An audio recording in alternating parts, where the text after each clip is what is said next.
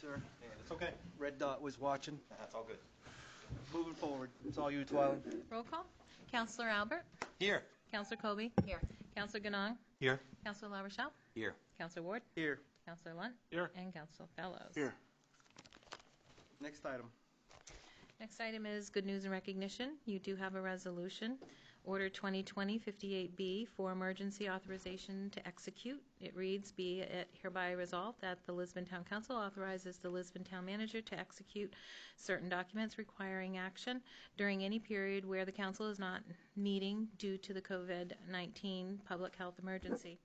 Whereas a state of emergency has been declared both within the United States and the state of Maine, and whereas public health officials have recommended that social distancing measures be implemented, including avoiding meetings of 10 or more individuals, and whereas as a result meetings of public bodies may be postponed or their agendas reduced to limit meeting time, and whereas in the normal course of business, town authorization is frequently required to allow regular business to continue, and whereas certain legal documents, such as quitclaim deeds, release deeds involving code enforcement violations, grant applications and agreements, and other documents generally requiring town council authorization for their execution by the town manager, and whereas delaying such execution could create problems and difficulties for the town and other parties to those agreements. Now therefore be it resolved by the town council of the town of Lisbon that under circumstances where the town council is unable to meet or wishes to limit the number of items on the agenda, the town manager is hereby authorized, after consultation with the town council chairman,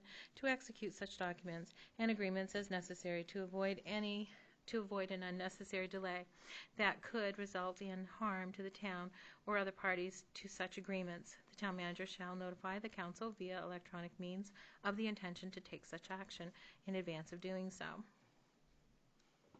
Motion? Yes, I need a motion for discussion, please. I'll make a motion. I need a second for that, for discussion. I'll second it. Okay, I have the first, I have the second. For the listening public and you up here, is this related to the document that I sent you earlier Yes. from what we're seeing modified from another community? In response to Thursday's or Friday morning's agenda that you guys saw, you'll see there are additional items on here based on everything that has changed in the last 72 hours and counting as things have evolved. There is an additional list of items that need to be addressed that are on tonight's agenda for consideration that are here with the intent that the next time we are being recommended to be sitting here would be the May meetings. Just to make that aware for the listening public, the intent here is anything that the town manager may have not remembered that was in criteria, giving her the option to be able to exceed, to be able to not have business actually suffer or plans that need to be happen. I communicated with you guys today via email, and you can read it at your leisure. I've asked the town manager to help her in disseminating information. It should be coming from one person in this response to what is currently upon us, and it should be coming from her as our spokesperson, as identified by our emergency preparedness plan. If need be, and she needs consultation, to please reach out to me, and I will reach out to each of you in turn. To quote Councillor Albert in here, I believe it's important that we're reading from one sheet of sheet music and that we're all saying the same thing. We don't need to be sending conflicting information to people and sending off misinformation that works against our town manager.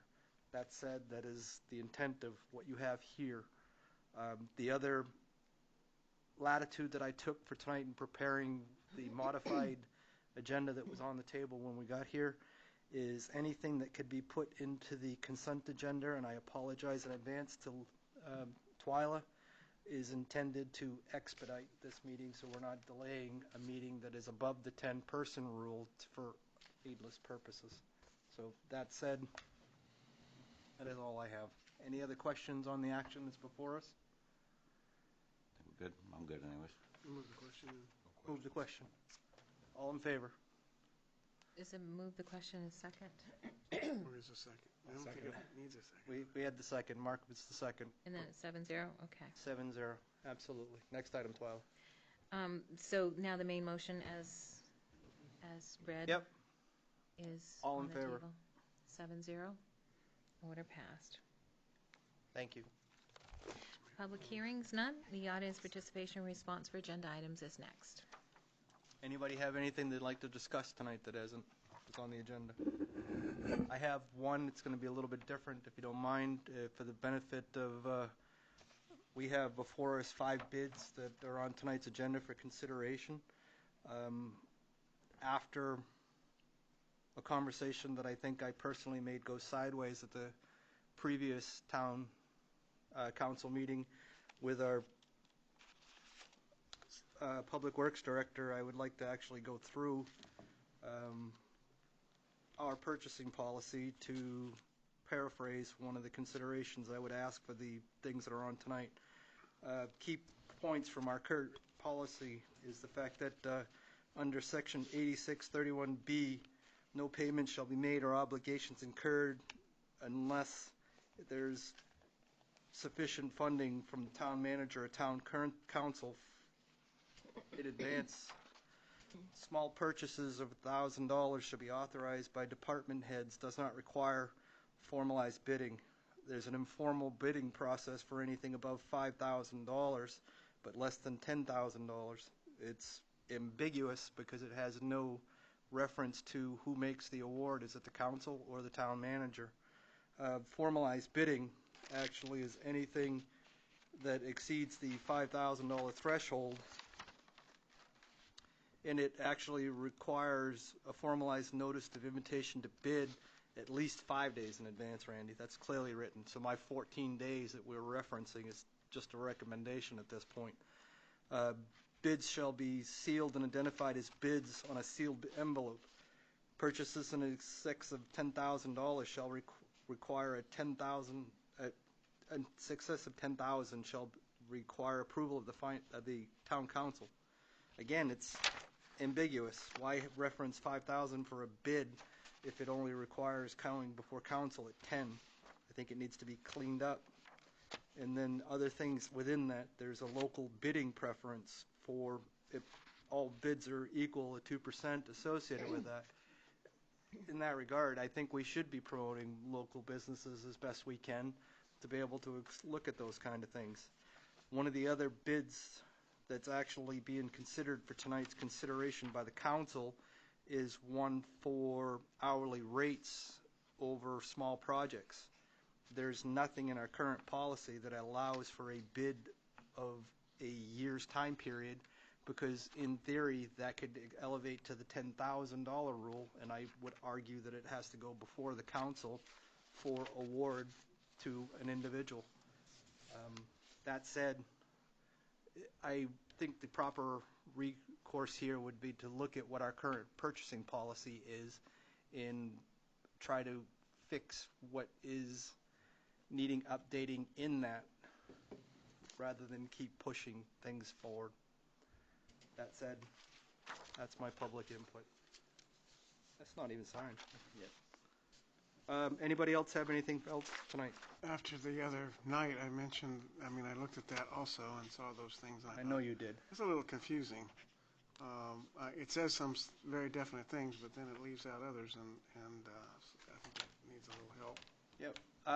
Discussing prior to the meeting here, the way that we're going to approach this is staff has things on that policy that they would advocate that update. Diane will mark it up with the first revisions. We can put in what we would recommend, and then she will bring it before us as council for an update. Okay. Next item, 12. Is the consent agenda. Correct. Consent agenda. Any counselor wishing to have any item removed may do so now. Seeing none. Order 2020-59 to approve the municipal accounts payable and payroll warrants, number 311-2020 for $16,852.38, number 317-2020 for $113,215.58. School accounts payable and payroll warrants, number 2016 for $231,648. The minutes of March 10th, 2020, the liquor license for Flux Restaurant, to set a public hearing and second reading for May 19th for the Chapter 70 zoning amendments for dwelling units and land use table, to approve consolidating the municipal budget workshops and cancel April council meetings, to approve mobile home park renewals, victular license renewals, pending the applications and the fees and the department inspections, to extend the due date on the 2020 tax second installment through May 1, the extension for business loans, authorization to solicit bids for projects, the school budget validation referendum, as presented in the school budget validation referendum warrant and council recommendations as presented. Can I make a motion for discussion? I will make a motion for discussion. Can I'll I make- second. Kay, what authorization for what bids for projects? Oh, that's for the, that's, It's number K, 59K. yeah, it's 59K on the, so what it is, it's for the Davis Street pump station treatment facility chlorine contact tank improvements. So that's one part, and that's part of the, that whole overall sewer project, the USDA grant loan. And this project consists of a major overhaul of the existing pump station, including new pumps, controls, heating and ventilation, electrical systems, and accessories. The work at the treatment facility consists of expansion of the existing chlorine contact tank. So that's part of that whole package of goods that we sent to the USDA. The second part is a Phase 2 sewer improvements. This work consists of replacement of the asbestos cement and vitrified clay sewer lines on St. Anne Street and Webster Road as far as Grandview, and repairs the select manholes and broken section of pipe on Upland Road. So that's Phase 2. And then the Pinewoods Road is what we're working on now, and that will be funded through the Maine Municipal Bond Bank, the $1.5 million that we got taxpayer approval in November. And it consists of removing existing gravel and pavement, then replacing the culverts, and then new gravel and paving. For the benefit of the listening public and council in kind, Diane and I spoke about this earlier today. The intent of this is to allow the bids that Ulver Associates is doing on our behalf, these bid specifications that they're developing, are not delayed. Intent with a construction season only being so long is at least get them heard.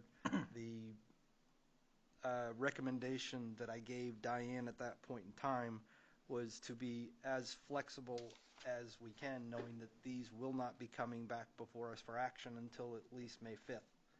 You know, so that said, some of these aren't likely even to be completed to make within that by mid-April, but as they come out, not having to come before us, they're here because they will likely have appeared on an April agenda. Anything else in the content, knowing some of you folks are seeing it for the first time tonight when you sat down? Yeah, I got something, but Please. you do. You go That's fine, first. go right ahead. So in looking at the cancellation of the April meetings, I completely understand why and the situation that we're in at this moment. But I'm also thinking about the discussions that we've had regarding disaster preparedness and protocol. And I know that we live in the 21st century and there's the ability for us using tools like WebEx to meet.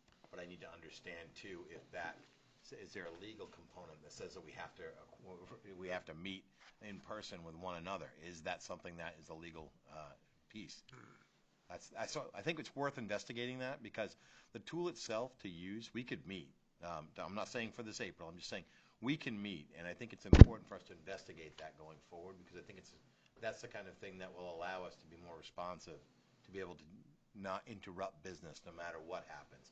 Whether it's the building being at a place where we can't come and use it, we still would be able to meet virtually. And it's a very simple process, super simple process. So we have these tools that we decided to implement this year. If we ever hit that point, we could all take these to our houses or use our own personal machines. We're not required to use this. If we have a personal computer at home, you simply send out an email invitation that has a link in it. You open it up, and we can all see each other. We can all communicate. So I think it's worth investigating and thinking about that as part of our plan. That we can't do that unless the state makes a change and allows us to do that. The way it stands right now, we cannot. Unless they voted something different today, I have not seen anything. I just don't know how you would do the public comment part of that. No, and that's the thing. I That's- think that I'm asking the question because I Yeah. want to understand what the key components are. And the beauty of some of these tools that are out there that are web-based is not only that we'll be able to meet, but there'll be a component that will allow us to have invitees, whoever wanted to go ahead. Yeah.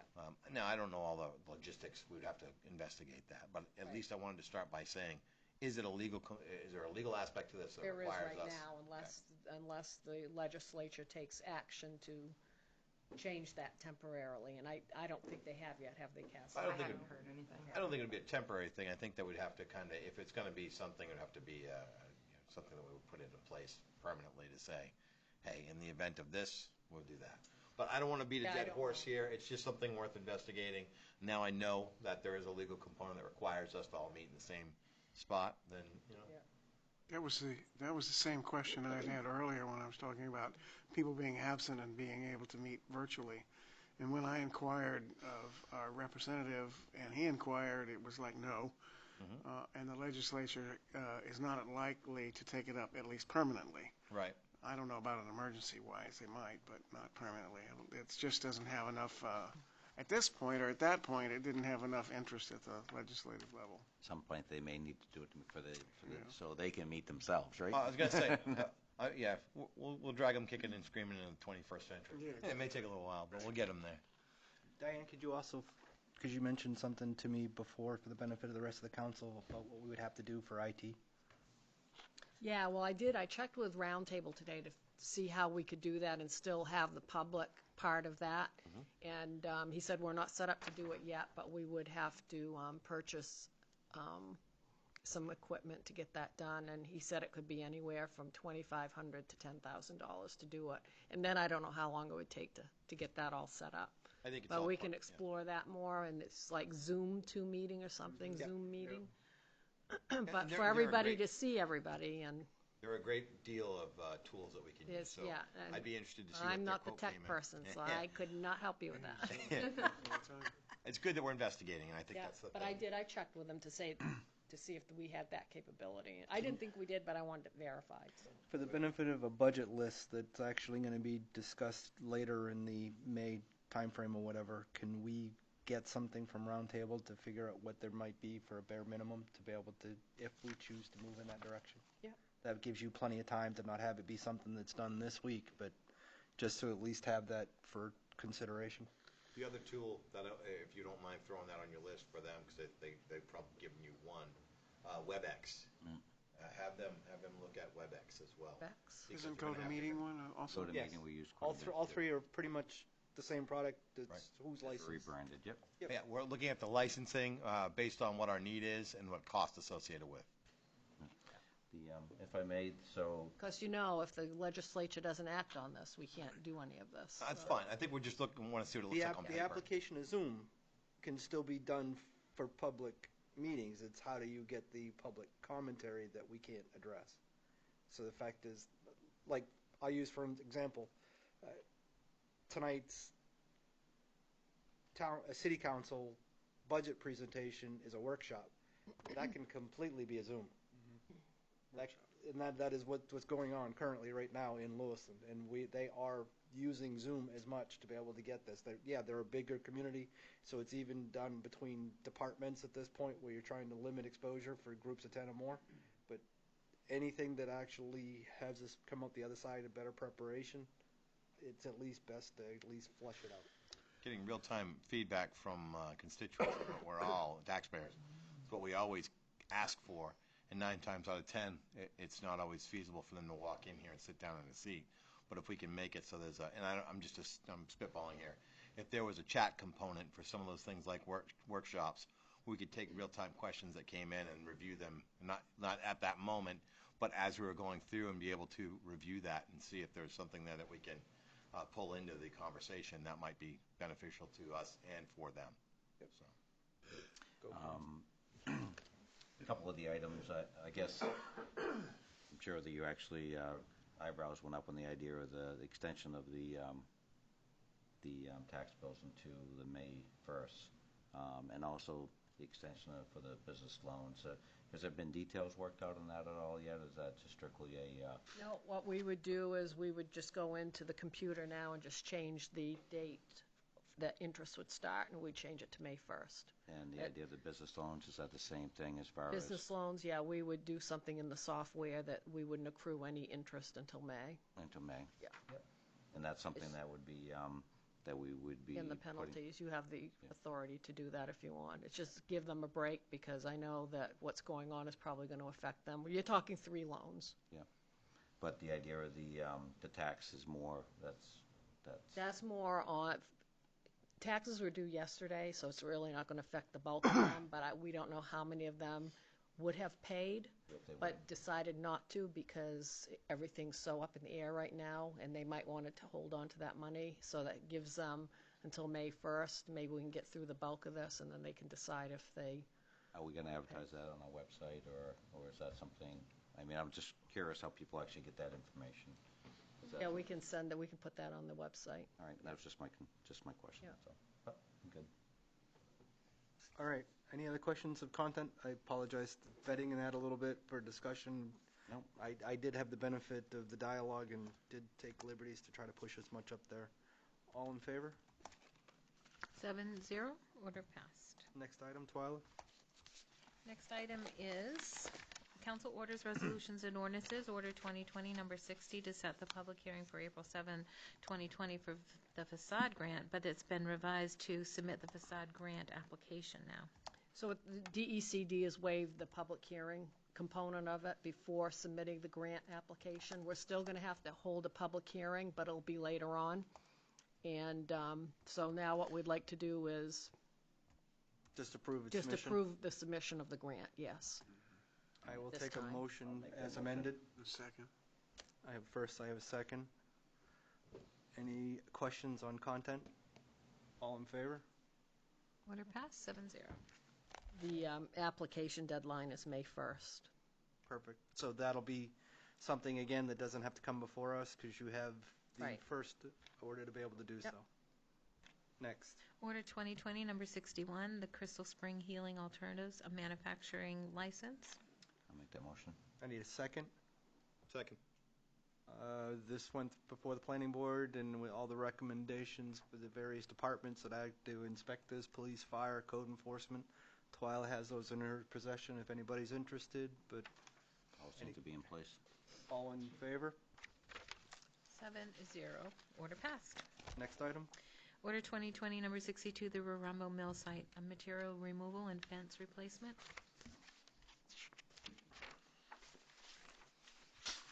Evening, everyone. Randy Sear, Public Works and Solid Waste Director. Over at the Rumble Mill site, I requested that we get a crusher unit in there to crush the rock that is all piled up throughout the woods. We're going to clean all that up. It's probably 1,500 to 2,000 yards of material that we can cash in on, basically. That's one item. And the other one is we took out all the, I think it was 16 or 18 foot fence that was along the riverbank or along the wall. We've taken that out, and I'd like to solicit some bids for either a 4 foot high or 6 foot high all black chain link fence to go along the wall. We're going to get together with the hydro company and see what they suggest for a fence height. It's really not a security issue as much as it is somebody walking over the edge and falling over, because we've brought up the grade now, so it's almost to the top of the wall. And basically, I'm going to probably get a little bit further than I should, but we're going to move the road over, the access road, and have like a 20, 25 foot green space between the wall and the road, and that way the road's not going down the center of the property. And it's a non-deeded access. It's just an access to that portage out back. It's their ramp, their boat launch. We'd like to try to make that into a portage. So by reconfiguring everything, I feel that there's a need to have a fence along that wall. And I don't believe it should be 6 foot high, because you could always walk around it and get in the river if you wanted to. It's just more of a thing so you don't fall over the edge. So I'd like to, it's about approximately 700 feet of fence that we'd need, 700 to 750, depending on how far we actually go towards that portage. And how far we go the other way, because the hydro company has still some 6-foot fence there. Not really sure. You know, they have to keep security for, they have a dock that they use in the summertime to put their boat on against. So all depending on what they want to do around there depends on where we actually stop the fence. Can I ask a point of order question? Can we separate the two items? Can we separate the discussion associated with the crusher from the bid? Mhm. I would make that recommendation, and then I would entertain a motion to allow the rental of the rock crusher for the first item. In the second? Second for that motion? You got a second right here. And this is to authorize the town manager, public works director, permission to rent the rock crusher for 14 days. Correct, Using for the discussion. funds from the downtown Tift? Yep. Okay, that's it. All right, got it. How much did we originally set aside for Randy to be able We to didn't- secure and do on this? We And didn't what put is- a dollar figure to it. So it's just coming from that, knowing that anything on this is actually going to have the upside, because Yep. now's the time to be able to do this. Yep. Okay. I got a quick question. If that's okay, Mr. Chair. Yep. Crushed rock. It's all rock. It's none of the material from the building from the demolition, right?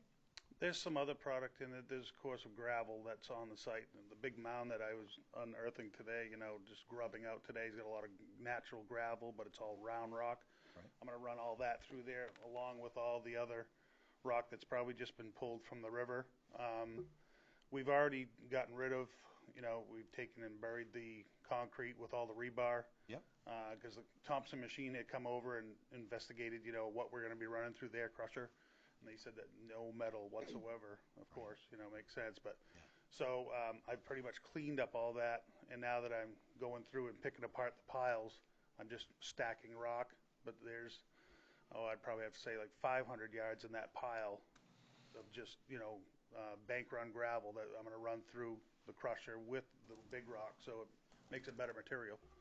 I mean, you get occasional bricks here and there or cinder blocks, but those are fine. Yeah, and that was you hit the nail on the head for me. I just want to make sure, and I'm sure you are too, but I want to ask the question for the eye. Yeah. We know from a DEP perspective, there's no materials in demo that made it over into that pile somehow. And I'm sure you guys would spot it when they were pulling that out and understand that that can't be something that goes through just for the obvious reasons that there's some materials in there that could be hazardous. Yeah, we had Atlantic come over and they remediated the whole lot. They were there for 4 days last week, and the only thing they could find was shingles. Just for the public eye, there's no dumping of shingles there because somebody already dumped new shingles there. So we have to dispose of those. So Nice. Well, It's amazing, yeah. I knew you guys had been trained. I knew it was part of it, and I also knew that it's good Right. to hear that we had the independent mediators come out and take yeah, a peek. they were and there for 4 remediate. days. That's correct. So thank you. I Yep. appreciate that. Any other? If I may? Yes, please. First of all, I want to say you guys are doing a great job. I mentioned to Randy today, I stopped at the site, and then since I'm right next door, and it's exciting to see the Public Works actually have a project that actually is exciting, and not the idea of filling potholes and fixing things that are problems, but actually doing something that actually is bettering and making the town look good. The fence that was there is actually tall fence, but if anybody looks back at the old pictures, that fence was in place for the ball field back in the early 1920s, so it's actually been there a long time. Correct. So I think actually the direction we're going is good. The idea of replacing the fence, I think, is kind of a concern that the hydro people would actually have. There was a bunch of openings for the fence. Part of it's been taken down when they did the dam. So I mean, it wasn't like a totally security area. So I don't think we've actually opened up any liabilities. But I think the idea of replacing that fence in a proper way, I'd be curious to see how that plays out. And I mean, I think Randy has a capability of, once he meets with the people at the hydro dam, come up with a spec of what we need for a proper fence, and that last fence was there for 100+ years. Hopefully we can do the same, right? That Right, would be the exactly. hope. But Definitely be the, we're not talking about the fence that runs on the road, we're talking about the fence that runs On the against the river. river, right? It ran right alongside it was actually attached to the side of the retaining wall that went right along the river. And it's on a joint, it's actually, the deed actually, or the description of the deed basically says that they own within a foot of the cement retaining wall. So it's kind of a joint venture. It's definitely something I'm glad that we're actually having input from our partners there to actually make sure it's all the same. I did actually stop over too and took a look at a lot of the rock, and I think we had a discussion about the idea of just practicality. I mean, do you bury it or do you crush it? And there's just a lot of good resources there that'd be a shame to bury if we actually need product on site later on to actually cap it off and have good gravel and maybe have some areas where we have to do some erosion for some riprap and stuff. So I think I think we have to use the expertise of Randy at that point in time to just balance out the idea of what the cost of the equipment is and what the material we're going to get and stockpile it. It doesn't have to go anywhere, right? We can actually put it aside, and if we have to need it on other projects, we can also. We already have, like, the parking lot on Booker Street, we can use it there. The parking lot on Union Street, we can use some there. The parking lot we're going to be building behind Rusty's, we can use it there. It's all good sub-base material. Yep. So it'll build, and it's not like you have to truck it a million miles. It's just right around the corner. I mean, it's right there. Yep. So we'll actually be saving some Well, money anyway. With the price of the crusher, you're not, logistically, you're saving time and money that way. I mean, by the time you figure the crusher and, of course, Manpower. manpower's free, well, it's not free, but it's, we're there anyway. What I'm saying is, I think it's $10 or $11 a yard if you buy it down a Crooker. Well, we've got to travel 9 miles to get it, and most of our trucks are 7 yards at a whack. So by the time if you were to move in 2,000 yards, it's going to take you almost all summer to do it. So, plus we got to clean that lot up anyway. So it's just a win-win situation. I mean, in the long run, it will save us money, absolutely. I just want to thank the crew for actually working down here. I think it's actually been a good project from watching it in the sense of actually in the public works to actually kind of get involved and get stuff done. And it's very much in the open, people can see. So it's nice to actually see the work getting done. And the view that you're getting opened up is just amazing. It's actually nice to see the river there. And It's looking really, really very good nice. down there. Yep. I agree. It looks fantastic. I thought we were having a powwow or something down there today. I saw the smoke rising when I came home. So basically, It the was just motion the you smoke actually. to Yeah. clear away the coronavirus, that's all. Yeah, oh. It's the, It's like a fly. is the wood going to be burnt? The wood that's in the backside is going to be burnt, which is what was used for the dam. Do you working with fire on that, or how's that going to work? Yeah, I've been working with the fire department. I got a burning permit today and burnt that pile. Right on. I've got a guy there now. It looked like you were staging it. That's why I was wondering. Yeah, We burned yeah. it today. We waited for. Burned it today. Yeah. Okay. I So, burnt that whole pile today. The whole thing's Right on. gone. Better than I thought it was going to on a rainy day, but it's good. I had the benefit of public work directors ask for looking at the project as well. I checked it out on Sunday, and that lot is already twice the size of what it was before this project. You can see what the potential is for the end game. So yeah, by all means, it's kind of cool. And Still again, going back another 200 feet towards the woods, so Yeah. that's where the rocks end. Right, you can see that. Yeah. You can see that. I mean, you see where you guys are at, but clearly, used to be pretty much right there at the edge of what was the old pavement and Yeah. where the blueprint to the building was, and you can see just because I asked the question, whereabouts in that was the old ballpark? Because trying to even Yeah, I would. you have got to no be idea. close, but I Yeah. just didn't get the person I was speaking to didn't know. Yeah. Any other questions, people? Director, first item. Yeah, no, I do. I was wondering, put in a 30-foot round fire pit with maybe about 40 Adirondack chairs around it. Be Well, all we right. thought today was a good day because being St. Patrick's Day and we have nowhere to go. Yeah. So. I like that idea. I like that idea a lot. And there is a fire. There is a fire. There is a fire. Right. It is We're off to a good outside. start. Right. Off to a good start. 6 feet apart, you're all good. Just keep it, All Thank in you. favor of the first item for the fence? Nope. I think you're talking about Crusher. Crusher. The crusher. Crusher, thank you. Crusher. All right, just making sure. No, thank you for clarification. Regarding the fence, I'll take a motion for consideration for I'll make the motion discussion. for consideration. Second. Okay. Any idea on construction estimate of what that fence might cost? Probably in the $12,000 range. So it would be a full formalized bid by Oh, what we just, so it would be, okay. Any chance that our friends at the hydro would want to get on this and do something with their fence, or is their fence in pretty good shape? Their fence is terrible. So it would be, we can incorporate all that in. There's just a lot of, or just go right by what they have and give them an access gate to get down to where, they have their dock, because they have another set of gates on the inside. So we could actually go right by that, put a gate so they can access that gate, because there's a lot of people that, believe it or not, go swimming there. According to Fern, I mean, he's seen people swimming in the river right there, which is Amazing. crazy. During summer? That close to the, okay. I would never. Nope. I hear you. If I may, Please. and I would be, I think it's awesome that Randy and whoever else from the town actually meet with the hydro dam and just actually get kind of a good idea of what needs to be done there, because there is a certain gate area that they keep locked out for that.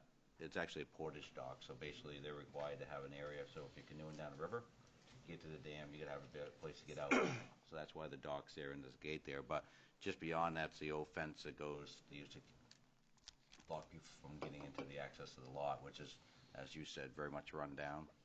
So if they can come up with a plan, I definitely in all means would agree to the idea to pose a question, but I really feel a lot of this project is going to be pretty much with us and actually with our recommendations. And with that being said, I think we don't want to hold back. It's the downfall of the hydro dam. It's actually a very big organization. It's not a local group. We have local people that we deal with and manage it, but yet when it comes to decisions, it's a very much a expanded group of people beyond out of the state. I think it's actually owned by a Canadian group now. So, so again, I appreciate what Randy will do as far as on this aspect of it, and I think once they actually get the details of what they need for a fence, then once he gets a bid spec of what it would be, whether it's 6 foot or 4 foot black or gray, and doors, no doors. I mean, I think that's going to be pretty important. I think down at the other end, there's going to be some questions too.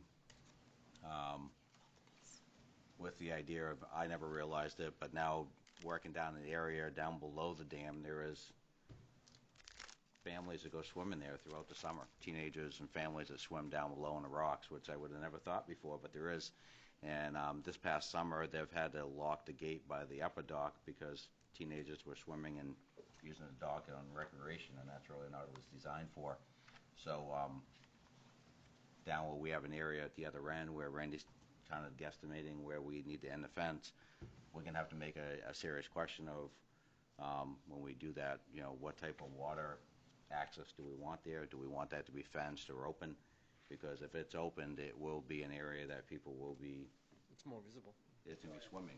There is going to be people, whether they're going there with the dogs and having the dogs swim in the water, or if there's families there during the summer. So I think that's one of the things that Randy's going to have to work out with the hydro people and come up with a plan for the town, just to actually, on the initiation of it, to have a good plan on how that water access looks and what rates and not rates that we have to actually restrict it or allow it. So more to be done, but I think we're moving in the right direction. Remind me, what was the prior formalized bid that we did for fencing? I know we just did one recent. Library fence. The library. That was not 10 grand, right? Did it elevate to that? I think it was like 8,500 or something like that. Yeah, so that would be hit under the informal part of it. Do you have bid specs? Not yet. I want to get in touch with. You're looking for permission, right? Yeah, I'm looking for permission to solicit bids once I get the specs from. I got to get their input from the hydro first, whether it's 6 foot high or not. It'll be all industrial grade, 2.5 inch line post, inch and 5/8 top rail, 6 gauge wire, the whole nine. If you guys don't mind, I have no issue sharing this. They're all public documents. Lewis, and when you I'm going to be championing the formalized specs. I have no problem actually giving our PW director what we put in there, because there's boilerplate in any of our specs that hit things of what you're expecting for a proposal form coming back. Talks about the warranty, payment terms, times of work that they can do, all the provisions that you would normally put into a bid that are actually standardized in all bids that should be coming out of us moving forward. Randy's been really receptive to that, and I will kick that off to him because we just did one for the solid waste facility. Yep. What I would substitute in that is your scope of service. That's the only piece that would change. Right. Everything else is boilerplate, which what you guys could start working towards to standardizing. Sure. And what it does is it takes the level of professionalism from whatever department that's actually coming out. Everything starts to look the same coming from Lisbon. Yep. So, if you guys don't mind, I would take the privilege of doing that. I've shared a half a dozen of them with Yep. Randy in the last 6 months. That's fine. More information, better, right? Yep. Any other questions of PW Director? I would encourage on this the fact that, again, be as long as you have to associated with this, because we're not going to even consider it until May anyways. Mhm. So there's no rush. Get the specs, get them right, Right. be able to do it, and whoever you ultimately work with. The one that we just did of the solid waste, gave them until July to actually do something that we put out the bid last October. You know, they could have started it in the winter if they wanted, but the intent is to try to give them 5 or 6 months to be able to get the fence up. Obviously, in this case, where you have open access to the river and you want to be able to determine what that access should be, that'll play into it, but the sooner the better. Oh, yeah, absolutely. So do we need a motion? We have a motion, we have a second. We do. All in Yes, fa- you do, yeah. all in favor? 7-0. Thank you. Order passed. Thank you, Randy. Diane, is this time for me to bring up solid waste? Yeah, you can. Yeah, Okay. while you're, Talking with Diane and finding out what other towns are doing for their, as far as their recycling or their transfer station, I'm going to request that my attendants don't accept any cash at all until this coronavirus has gone by. We've already informed them not to interact with the public. So we're not going to be going into people's cars anymore, handicapped or not. Not only because if they have the coronavirus, but let's say one of my guys had contracted it, and now we're spreading it to them by reaching into their cars or whatever. It's getting us too close. So I've informed them today to keep their distance, to make sure they have proper PPE and hand sanitize and everything else, and to just basically be the attendant and not actually touch anybody's trash any more than they have to. You know, more or less direct them to put the cardboard in the box, more or less direct them to put their newspaper there, trying to stay away as much as possible. And with anything associated with having to either collect money or write receipts, you're too close contact, in my opinion, in Diane's opinion. So we've come up with the idea that we're going to eliminate that for now. The only thing we're going to take is the household trash, and we'd like to have that effective starting Friday. So what you're advocating is the fact that no other, not commercial, but other fee dumping. That's correct. Will be permitted? No feed dumping whatsoever. No couches. No. So do not bring your shingles, do not bring your refrigerators, bring in anything all like that these until tires. all this boils, is over.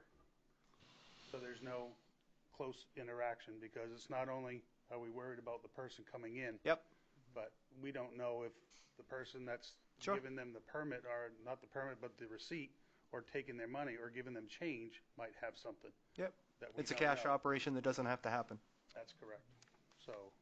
So actually, that's just public presentation. That's something he can do at the staff He can, level. yep. We do not need to actually intervene on that. But I just wanted to run it by council, Yep. let you know that this is Yep. the plan that we're going to start as of Friday. Thursday's our day off. So we're going to prepare and get rid of all the waste that we usually do. And starting Friday, there's going to be no more cash interaction. So at best, at this point, the only thing your staff will be doing is actually directing for flow to make sure things move within the facility for household trash and checking valid stickers. That's correct, and taking care of the cardboard once Right. and baling it. Everything to keep it flowing through the That's correct. facility, but it's household trash only for Household trash only. the coming month. Until time this frame. whole coronavirus thing, until we get the okay and everybody's going back to a normal life. Give me a time frame for the listening dot. Give me an estimate. We I'm gonna talking give the 'em May 1st that we're May talking, 1st.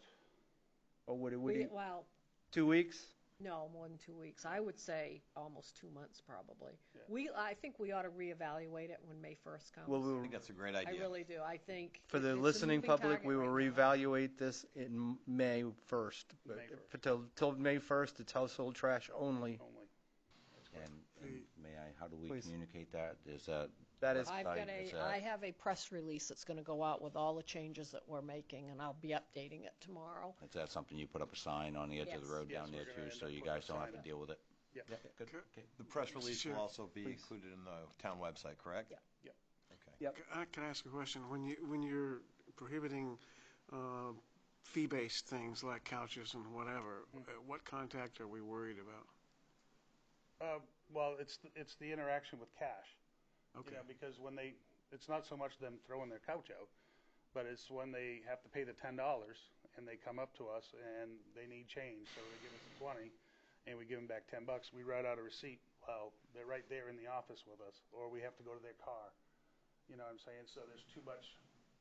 Given the amount of staff at that facility associated and the amount of contact, the intent is to actually keep the operation Right. open. Right. The other alternative is we close the facility for That's- the next month, that's- which that is was not the next- currently acceptable. Right. Well, I understand that, and I'm just kind of tempering it with the fact that there are many cash operations open.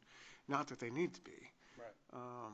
But there are still cash operations, and I think reviewing it at our meeting in May is a good idea. Yeah. Secondly, I'm involved with that retail operation, and one of the things that I did to protect myself was to start using nitrile gloves. And it doesn't do any more, if nothing else. It warns you not to touch your face and all that stuff. So I think it's a good idea where you're handling newspapers and throwing them in and things like that. It's a good idea to encourage or require some kind of nitrile or some kind of glove that they don't touch the face. Yeah. So what PPE are you issuing to your staff? They've all got weatherproof gloves. Either it be the rubberized or the leather gloves. Need something you could throw away, though. Yeah, I mean, they've got access to that. They've got them in their break room. The one question I have that people may is the composting still active? I mean, The composting is still active because that's something they drop off.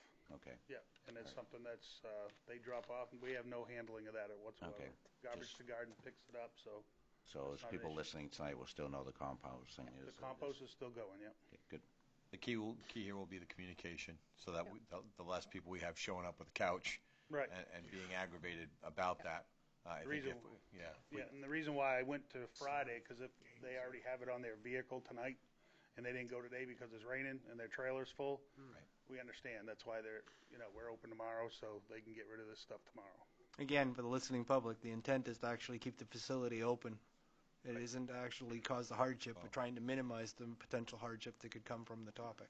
And I'll even go one step further. The intent is to keep the shop open, but the intent is also to protect the employees and the public in that particular place. So it starts with, if we don't have anybody to stay in the facility because they all get sick or Right. could infect others, that's really in the most vulnerable population. Right. I think it's great that you pointed out that traditionally your staff will jump in there and help folks who maybe pull up into that spot Right. that they do have the need. Right. And it's not about not wanting to help. It's about being careful of the fact that those are probably some of the most vulnerable folks in this town. That's right. Thank you for that. Yep. Thank you, Darren. All right, thank you. Next item, Twyla? Order 2020-63, the authorization to go out to bid for park projects at Graziano Square. So we have 3 projects. We have the electrical work, which includes providing service pole, supply panel, and disconnect with meter trimmed corner of parking lot.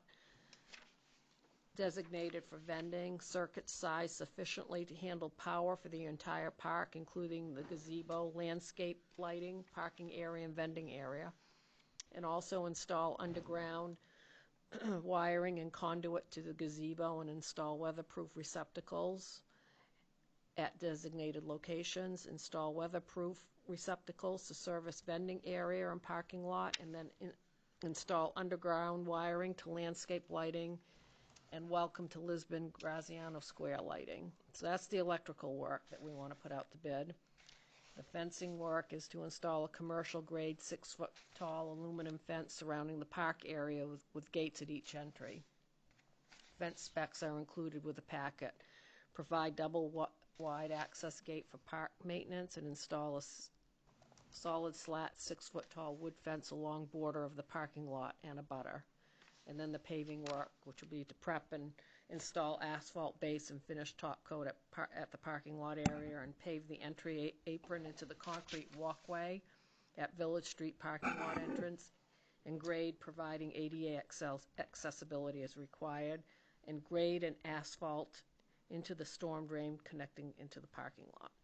And I'll take those specs if you want to send them to me so that we can make everything uniform, the ones that you said you were going to send to Randy. Oh, yes, I provided you Did you send those to me already? provided you two construction, small bid Okay, perfect, then. estimates to be able to Yep. model after. The only thing that would change on that is what you're going to do with it. Exactly, yep. For the benefit of the listening public, in the next 4 items, one is the timing necessary on this with the park actually delayed at this point with everything that's actually being considered for the priority. 2, we know that this is not the actual formalized bid specs that were actually in the packet. Right. I'm confident our code enforcement person has got more. 3, I have fielded 2 complaints. This cover page here with the donation on it, I know the intent originally of that square and the other project that it was most recently on with the playground at MTM. I did get blowback that some people criticizing that for consideration for my work, asking me how much I'm willing to donate, fouled some local businesses. I know that wasn't the intent of the person that initiated this, because the intended person was referring to a comment made by Councilor Rochelle was, let's see what we can do for a small amount of money to actually get this up in order in a short period of time. Where I'm going with that is that obviously it needs work. Yep. And I would like to know the construction estimates for all 3 of these at this point, because if they elevate to a full formalized bid, or they quotes. Words have value. A quote is actually something that's actually I that think $1,000 they're threshold. going to, and that's why it's coming to you to go out to If they're bid. full, if they're full Yep. formalized, then Yep. that has this, and we will go the approach to be able to standardize. Yep. Do you want the donation wording Yes, removed? I would advocate. Okay. I would advocate all day that actually be removed, because you don't want to be sending something as a message Okay. when the intent is something completely different. Those are the 3 that are on the table. I would either recommendation for tabling when we see it, or substitution so we actually see what the bid specifications would look like when we had them. Because I would like to know the construction estimate on these, and the fact that, because I have no idea. The original intent, we had X amount of money available coming from TIF funds. I'd like to know what we're going to be investing Well, we're not using TIF Concept. funds right now. We're using that 50,000 that we had set aside for the Route 196 Okay. Davis Street. And we have, in reallocation. Thank you. it is. And I just did that today, too. We have, I think, about 25,000 left. So all 3 of these can't go above 25 grand. So one of them's going to lack if it's all 3 are formalized Unless you bids. want to designate TIF funds to the project. But we have not, allocate any TIF funds to that yet. I would advocate tabling until You the wanna May table? meeting, in my opinion, so we There's can no actually motion. get some more information. You had, Okay, so move to a future meeting. There's no motion on the table. Yeah, there's no Right. motion. I would make a motion for discussion.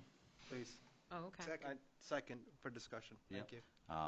The only concern I would have is if, and I totally understand the idea of going, making sure that the bids are actually proper and complete before they go out. And with that first motion that we gave to Diane of having to be able to do more within the time we're not here. Yep. I would kind of weigh this into that a little bit with the idea that I would hate, because of the project is actually stalled, I would hate to wait to May to actually just start doing that process, because it'd be very difficult probably for us to achieve what we want in a reasonable amount of time moving in. Once we get into June and stuff, we're probably not going to have a good opportunity to get decent bids to get this done. I would actually rather, whether or not we actually handle it in the sense of actually giving her authorization and having her send out the bids prior to them going out, so we can actually give you the recommendation as chair to actually tell her to move forward with them, in the sense of just making sure they're complete, and then get them out. I just hate to see the situation we're in actually slow down everything. I mean, I think it's important as the public with the situation we're in to see things keep moving. And I would hate to see that project just sit empty until middle of summer before anything happens. Diane If we has follow the- everything from me that I could provide to be able to start standardizing that. I gave her a small contract, because every bid that's gone formal, you should have a contract with the contractor you've hired. One goes to the other, and I agree with you. Yep. She has what she needs to be able to do this, so it doesn't have to come back before us. We could go just that approach. Yep, Sorry, I interrupted. Are you saying to get the formalized bids and approve them at our next meeting, or do them in I'm under saying she emergency? has what she needs to. It doesn't have to come before us as Do well under if you emergency. choose to go that route. Absolutely. It'll have to come back for an award at a later date. The award Yeah. would be the only As Could thing. long be as in May. it's over the Yes. threshold where you have to award Yep. them. Yes. But the homework could be done in the meantime. The bids could go out. They could Yeah. actually be not awarded, but actually And if presented. and if any of Dennis's construction estimates are below the $10,000 threshold, that changes things, because it does not require the formalized bid. Right. That's why I wanted to know that. And if we do not have 25 grand, you're going to need a friendly amendment to your motion, because we don't have adequate funding to be able to even consider this in May. So you will have to reallocate funding in May or now, depending on which way you want to play We it. can do it in May. we can We'll do it in May that once we same know what the night. dollar amount is. My question about that reallocation of funds is we're talking about TIF, right? If it goes over. Yes. Correct. Just want to make sure that we're on Yes. the same page and we have that understanding. Yeah, no, all you'd be doing is Reallocation. allocating, not reallocating. We've Yep. already reallocated some funds, so Yeah, it'd be a new this current allocation. reallocation, right. The Yeah. new would be the TIF. Right. Right. Sorry, I misspoke there. Yeah. Clary's Mud, any other questions associated with this? The motion on the table does not have to come back before us. She has what she needs to be able to start standardizing. All in favor? Order passed, 7-0. Thank you.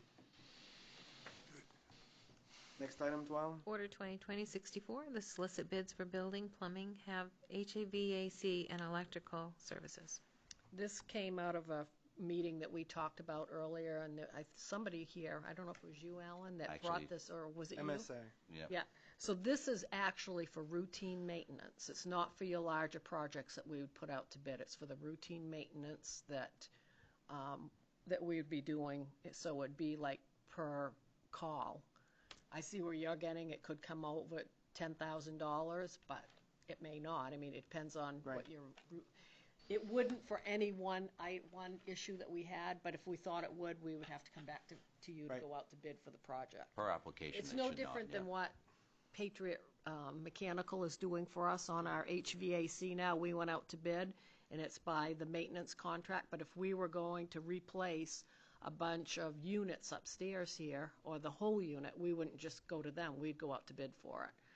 But this is just the routine maintenance for the stuff that's Yep. over $1,000, so we don't have to keep going out and getting quotes.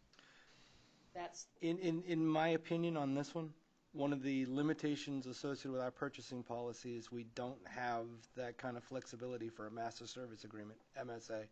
In that regard, if you're going to put a 1-year time frame on this, I would like to see language in the purchasing policy that speaks to that $10,000 over that period of time, that actually gives us the option to, if you're going to go to master service agreement, they all should come before the council. Because if they exceed that amount, you don't have to bring it to us. It is an advance, is what I would actually say. In that, it would be cleaner, in my opinion, that we address the policy first and table And this do item, this, and okay. table this Yep, item no, that's for fine. discussion in July or so. Yep. Yep, not a problem. Because Dennis is spot on this. And I think that once you do the small ones that he's advocating here, then you can start getting into some of the other ones that continually, HVAC is one that always comes up. I would like to have the same issue in Lewiston. We just did one for rodent control, because if anybody's paying attention associated with that, that is one of the other pressures that's actually out there nationwide. You look at what that could elevate, so what are the issues that we have for all of our facilities that would make that easier? Painting.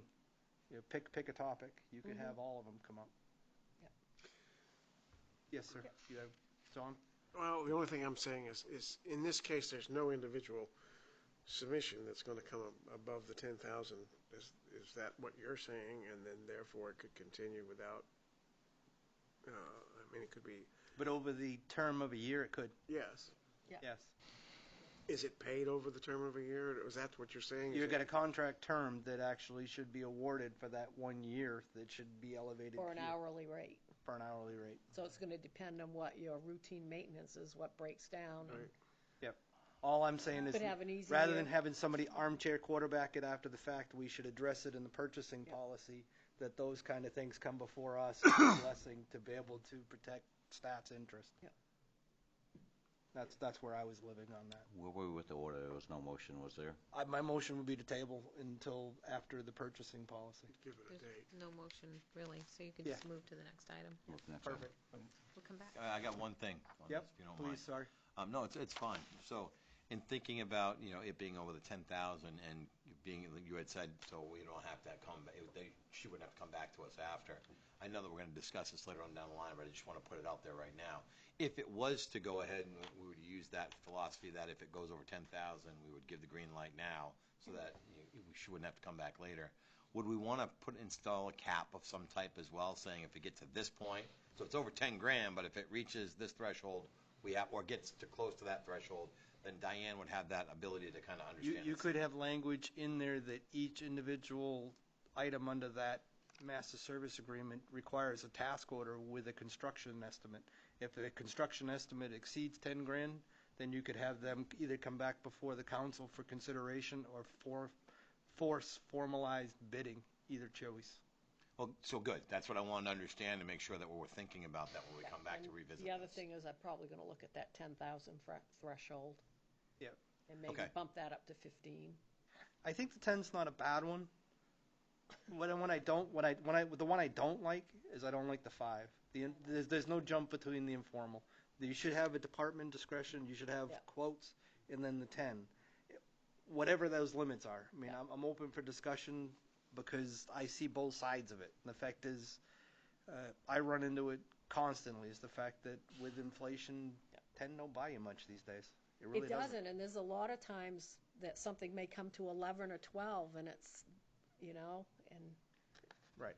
And that's only you're going through a 1,000 or formalized bid. 2,000. Yes, I just did one for Yeah, construction temporary fencing that was $70 over the $10,000 amount, and I knew that coming in from a construction estimate. So hopeful to be able to get a price less so you can do it at the department level. But the point that I'm making is some of the informality coming here, we've been a part of the process dialing it in, is the correct action, so we can come out the other side with And that's what we're a working better, towards, right? better product. That's Right. what we're working towards, so. Right. Right. Sorry to beleaguer the point. No, It was perfect. good. Thank Good- you. it was That's a good exactly, question. I'm glad we're all on the same page. Next item, Twyla. Yes. Order 2020-65, the amendments to Chapter 70 zoning, accessory dwelling units, and the definitions, and land use table. This is the first reading. A roll call vote is required. Who wants to frame this one? Is this coming from planning board, and can you speak of any of that, Mr. Mann? Other than I was there when we had the general discussion that we should do something with accessory dwelling units. When it came to the fine print, I didn't have anything to do with it. Have you read the fine print? Once, yes. Anything that you saw that There was was a lot red of flag-ish? positive discussion about what units, what areas to allow it, and what not, and So coming down to the land use table. how, yes, and how many parking spaces were going to be needed and that kind of thing. So I thought it was a reasonable conclusion. They had a hearing, you know. And it passed their muster. Yeah. So that's the key takeaway here from liaison perspective. And this is the first reading, so Right. Right. I'd make the motion. I need a second. I'll second. All right, now roll call. Okay, Counselor Albert, Yes. Counselor Fellows, Yes. Counselor Copey, Yes. Counselor Ganong, Yes. Counselor LaRochelle, Yes. Counselor Ward, Yes. and Counselor Lunt. Yes. We have 7 yeas, 0 nays. Order passed to adopt that first reading. This will put us into May 19th to deal with the public hearing and the second reading. So I want to point a time. Okay. Thank you, Twile. Okay. Order 2020-66A, the municipal budget presentation is next. Okay, I'm just going to highlight some things in my letter. The budget that's been presented to you is the first draft of the fiscal 2021 municipal and wastewater expenditure budgets. These budgets don't include any revenues. Those will be done at a later date when I have a better handle on what those might be. I'm going to go to the initial budget request on the same page. The initial budget request totals $9,447,521 for an increase of $200,297 or a 2.17% increase over the current fiscal year. Of this increase, 42.8 is comprised of wages and benefits. These budgetary numbers exclude the county tax, the local contribution to the school departments, and any TIF and overlay amounts.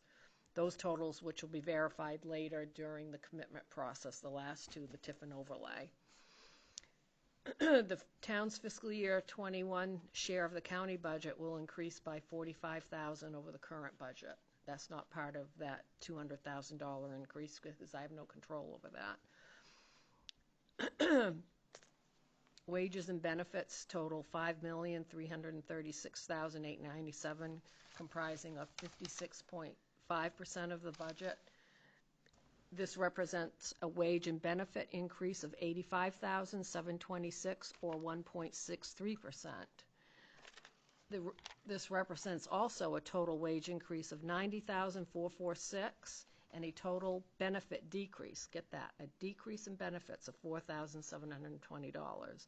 That was because there was some shift in the health insurance from family plans to single plans or to people buying out. So that's why we have a decrease in that this year. Proposed personnel changes make up about $37,582. The remaining wage increase of $52,864 includes a cost of living adjustment. And we also built in a 9% cost increase in the health insurance premiums to be factored in starting the second half of the next fiscal year, because the premiums increase in January. Included in this year's budget are also capital requests for operational needs and planning for the future. So you'll see certain line items where we do have capital needs in there. And then you'll see a difference with my budget where I've pulled out a couple of them, hoping to either fund it through this current fiscal year budget before it ends or through unassigned fund balance. But there isn't much that I pulled out because I don't know what my unassigned fund balance is going to be yet. And once I know that, we might be able to pull out one more large ticket item, but I don't know at this point. Is that end of March still? They got to have it done by the end of the week. They're finalizing it right now with Kayla. Okay, so that's something that you might be able to give us as well. Okay. Yeah. Sorry. Yep.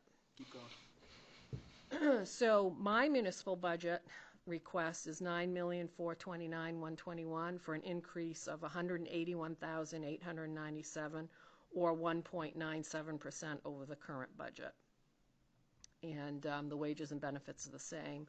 So the difference in mine compared to the initial budget is I pulled out $10,000 from the town clerk's budget for professional services, and that's the final year of her clerk restoration project. It's in her side of the budget. I pulled it out because I want to try to fund it some other way.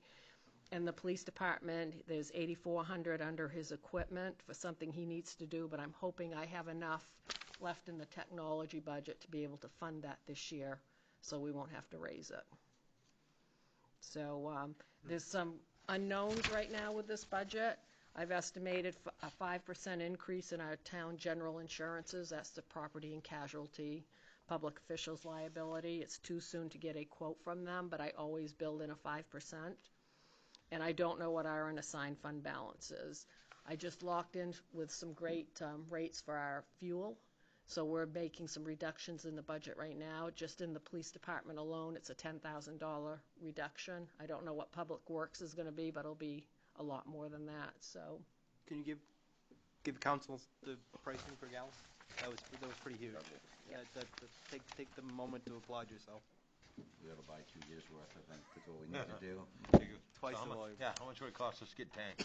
all right. So Thanks. we are currently paying $2.25 for number 2 fuel oil, and I locked it in $1.73. That's nice. That will start in October. Well, the best is coming. Yeah.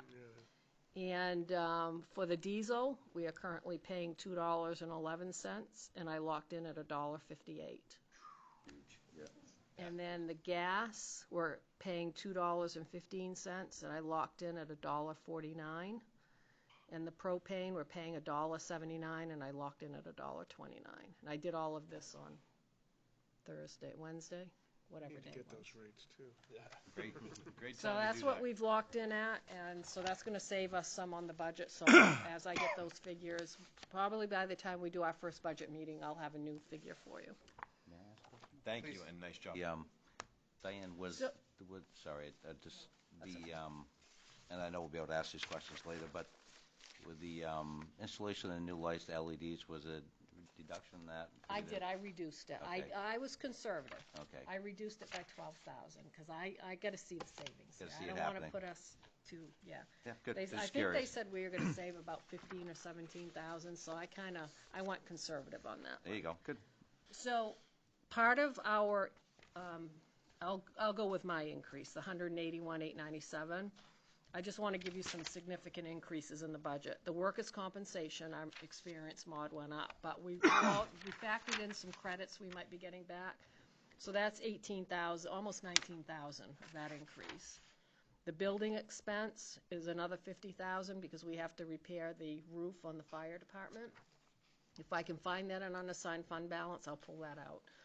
The Lisbon emergency stipend has gone up $50,073 this year, and the hydrant rental is up $74,000. So all my increases are right there that I really can't control, pretty much.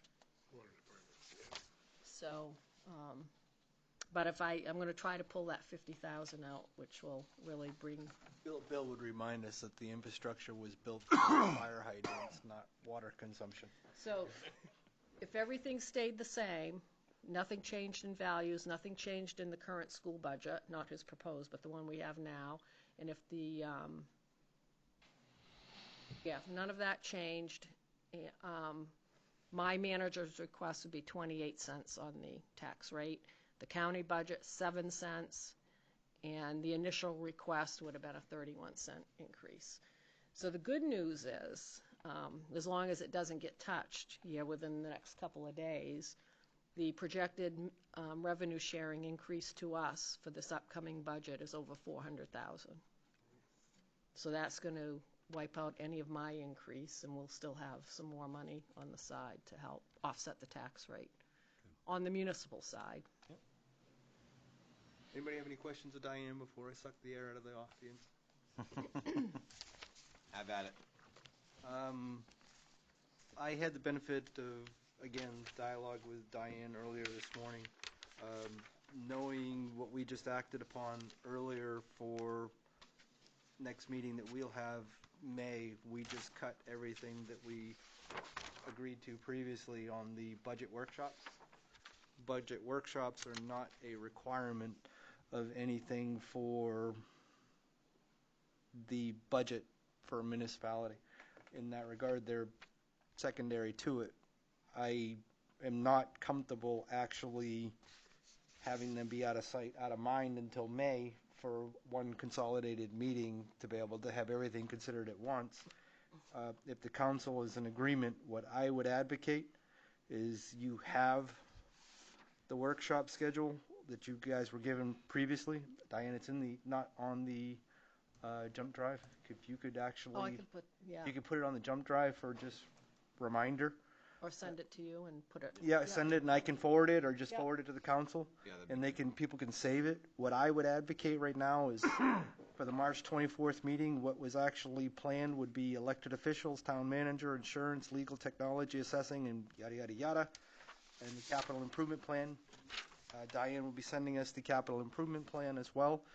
Any questions associated with any of those content of what you're receiving, if you could get them to the town manager by the March 24th date, that would give the individual departments and Diane chance to respond before the next business meeting. If we could stay to that like we did last year with the intent of getting questions in advance, it made for much more productive workshop meetings. So what I would ask is, and I just vetted this with Twyla prior to the meeting, the fact is if you email it to the town manager and CC the council, it's informational. Do not respond back, because I don't want to open up the 4 people requirements for an open meeting. But the point that I'm making is, if at least you will know what questions were asked, so we don't have to all ask the same question. But if you can get them to Diane by the meeting date for what is on that, and allow staff to be able to respond, we can actually come up with what we want to have for a list for that date that Diane will come up with for whatever consolidation. Does that sound like a workable plan Makes sense. to get us through the next 4 or 5 weeks? So, Yes, sir. would you clarify a little bit? What do you want by when? March 24th, there's a list of what would actually be heard, Right, sitting right. here. Got it. If you have questions regarding any of that content that you will have by then, get the questions to Diane. Okay. But Fine. we're not really going to meet on the 24th, but he No. wants by the 24th any questions from those departments. Right. Once you Okay. review those on the zip drive, if you have questions about it or concerns or want Yep. clarification, just forward them to Diane. Same thing on the capital improvement plan. The way that this works with one basket of goods now, and send all of this information to the planning board as well as our I've gotta extended send them audience the on this, CIP, yeah. because they have to weigh in as it relates to the the comp plan. I would also send it to the school department, and I would also send it to the water department, because we are expecting to see their content in one format this year. We can have a discussion at later amongst everybody in that, but right now, meeting the letter of what Twyla showed us earlier, is you are obligated at this point to actually provide it to the council to what the charter requirement is. Yep. By giving it to us electronically, we meet that criteria. Okay? Taking liberties with what is in writing at this point and trying to stay on task rather than losing 5 weeks of attention to a topic. Where's the capital improvement plan now? You don't have it yet, She forgot to put it on the jump drive, but she will. Okay, that's what she was going to Because- forward to you? because we weren't going to She's do gonna that forward it to until all of us. March 24th, so that's why it didn't get on that thumb drive the last time. Okay. And for the benefit, because I went looking for it, I looked at the calendar. She didn't have that as well. She'll send that to us electronically. Add that to your jump drive as well. Any other questions? It's a little bit different. But the only comment I would have, Mr. Chair, is that if you have no comments, it would be nice to say negative, no comments, rather than just ignore, so that she knows she's gotten input from everybody. That's a good point. Could we ask that everybody at least respond to No, Diane? no response is your response. I mean, as far Yeah. as saying, I got nothing. I'm good. I I'm got good. nothing. And you could, everybody responded differently. If you had just the highlights, then the assumption is that you're fine with the rest. I went department by department and basically said, I got nothing with clerk, move on. And you want the same thing with March 31st? And Yes, March 31st, whatever was on there for that night to be sitting here, Okay. do it electronically, because by that 31st date, staff will have had the chance to respond, hopefully, to keep it so we're working department by department. Alan's giving us our homework is what he's doing. Yeah. Yay. Norm set the bar last year. We're just dialing it in a little better and if it works, next year we can hold to the same thing, and it won't be a national crisis that we're actually holding to. It would give us flexibility on the back end. I think every year we've been able to improve the budget workshop process, because I think we all know that there are no effective meetings that go beyond an hour and a half traditionally. And we were in those marathons in the early days, or 3 hours plus, we're not getting anything productive done. We're certainly there, and we're certainly engaged as best we can be after 12, 14-hour days. But I think it's best, to Alan's point, if we can kind of hone in and lock in and getting all the questions out. We'll still have some that will pop up in session, but it won't matter because the takeaways for that with Diana will be much smaller. And if we're covering 3 or 4 different departments, then she won't have this litany of things to try to tackle in a short period of time and get us answers back to. It'll be more of little things that will tie together a lot of the big picture stuff. Mr. Chair, may I? Please, yep. Could you just clarify for the public that this is basically just the workshop part of it? There will be still public hearings? Correct. I mean, I know there was discussion after the school department's presentation to us last week with the article that actually appeared in the Sun Journal, and I chimed in associated with that. The last 3 years combined, there have been less than 10 people sitting in the audience for any presentation on any budget that's discussed in this community. That's 3 years combined. So we are not skipping that piece because that is mandated by ordinance and charter and vote and everything else associated with that. But the workshop piece is where we actually are going to address with what we can do. And Yes. not to belabor a point, but to make it, we're sending this to her, to Diane, Yep. and CC to the everybody else. chair. No, CC the rest of the council so at least everybody knows what's already been asked. Okay. What I'm asking you to do is not reply to it, because if Okay, got it. 3 of us actually reply, that constitutes an open meeting. I'm not trying to violate. I'm trying to pass information to be able to pass the straight face test here. This is all accessible via FOIA anyways. That will come out if it is. We're not trying to do anything beyond board that we're discussing outside of. It's just trying to get information out to be able to get us to that May timeframe when everything picks up that's required by charter. Okay. The next piece that I would ask,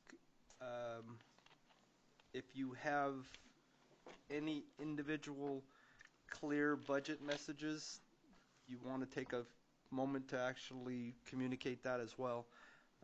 What I would offer on this is another conversation that I had with Diane just before the meeting here.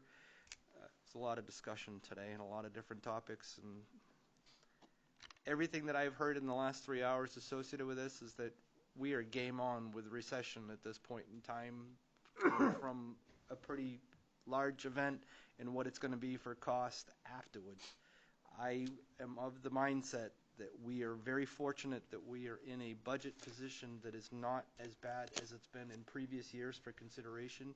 Diane has done some good work here in situationally putting it together, but I am of the mindset no new programs or increases on this budget, because again, we need to be clear what we're going to be looking at if the financial forecasts for the coming year are not what we've had for the last 2 or 3. That's mine. The other part on this,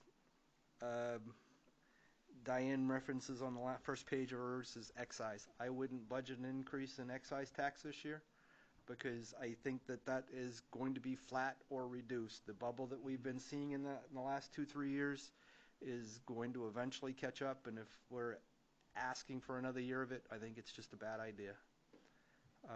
That said, anything else that you guys are seeing, project them in so at least we can get a baseline.